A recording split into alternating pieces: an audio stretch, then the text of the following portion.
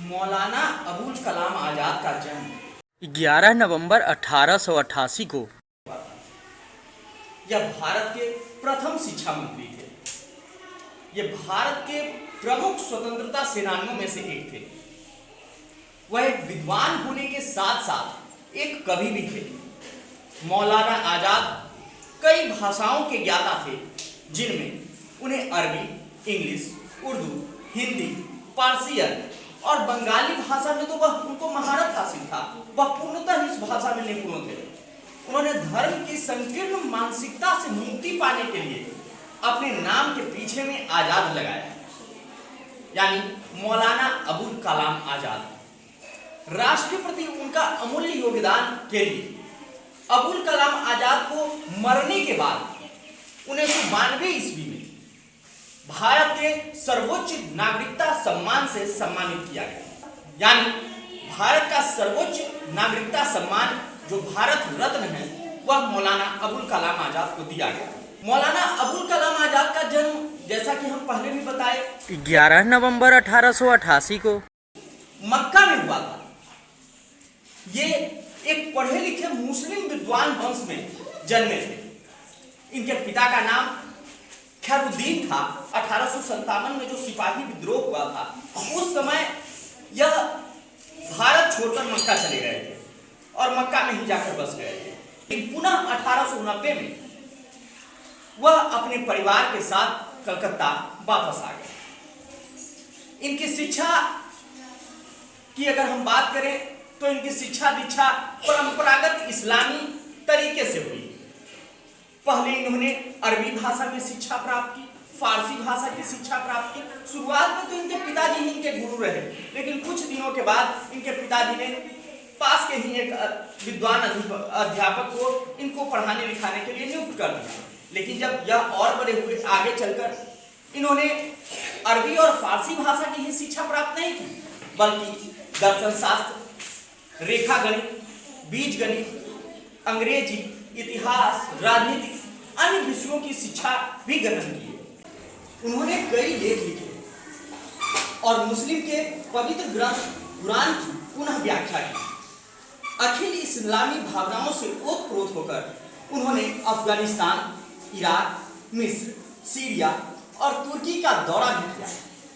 वह इराक में निर्वासित क्रांतिकारियों से मिले जो ईरान में संवैधानिक सरकार की स्थापना के लिए लड़ रहे थे। मिस्र में भी वह जब गए तो उन्होंने वहां शेख मोहम्मद अब्दुल और सईद पाशा से भी मुलाकात की और अरब देश जाकर भी उन्होंने अन्य क्रांतिकारियों से मुलाकात की। जब वह वहां से वापस लौट आए, बंगाल लौटने के बाद अबुल कलाम आजाद ने बंगाल के दो प्रमुख क्रांतिकारी अरविंद घोष और श्याम सुंदर चक्रवर्ती से मुलाकात की और ब्रिटिश शासन के खिलाफ क्रांतिकारी आंदोलन में शामिल हो गए। 1912 में मौलाना अबुल कलाम आजाद ने मुसलमानों में देशभक्ति की भावना को बढ़ाने के लिए अल हिलाल नामक एक साप्ताहिक पत्रिका आरंभ की। अल हिलाल गरम दल के विचारों को हवा देने वाले क्रांतिकारियों का मुख्य पत्र बन गया। अल हिलाल को शुरू करने से के पीछे उनका मूल उद्देश्य यह था कि उस समय लोगों को लग रहा था कि मुस्लिम ब्रिटिश के बहकावे में आ रहे हैं और भारतीय क्रांति में अपना पूर्ण योगदान नहीं निभा रहे हैं। अतः उन्होंने मुसलमानों में देशभक्ति की भावना को जगाने के लिए इस पत्रिका को संचालित किया। 1916 में सरकार ने इस पत्रिका पर भी पाबंदी लगा दी। इसको प्रतिबंधित सरकार ने कर दिया और मौलाना अबुल कलाम आजाद को कलकत्ता से निर्वासित कर दिया गया। उन्हें रांची में ले जाकर नजरबंद कर दिया गया। वहां से द्वितीय विश्व युद्ध के बाद यानी 1920 में उनको वहां से रिहा किया गया। उसके बाद तो वह कांग्रेस में शामिल हो गए। मौलाना अबुल कलाम आजाद 1920 में ही कांग्रेस में शामिल हो गए और भारतीय स्वतंत्रता संग्राम में अपना भूमिका निभाने लगे। 1923 में उनको कांग्रेस का अध्यक्ष भी चुन लिया गया। 1930 की बात है, गांधी जी ने जब नमक सत्याग्रह किया था तो अबुल कलाम आजाद ने भी उसमें भाग लिया था। नमक को बनाकर नमक कानून को भंग किया इसके लिए इनकी गिरफ्तारी हुई।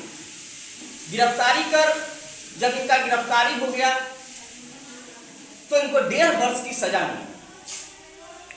1.5 वर्ष की सजा मिलने के उपरांत यह जेल से रिहा हुए, लेकिन पुनः यह राजनीति में सक्रिय हो गए और पुनः ब्रिटिश के कामों में बाधा उत्पन्न करने लगे। भारत के स्वतंत्रता संग्राम में यह शामिल हो गए और 1940 की बात है, अबुल कलाम आजाद दूसरी बार भारतीय राष्ट्रीय कांग्रेस के अध्यक्ष बन गए। वह भारतीय राष्ट्रीय कांग्रेस के दूसरी बार अध्यक्ष बन गए। जब भारत का विभाजन हो रहा था 1947 में, यह इस बात से काफी आहत हुए।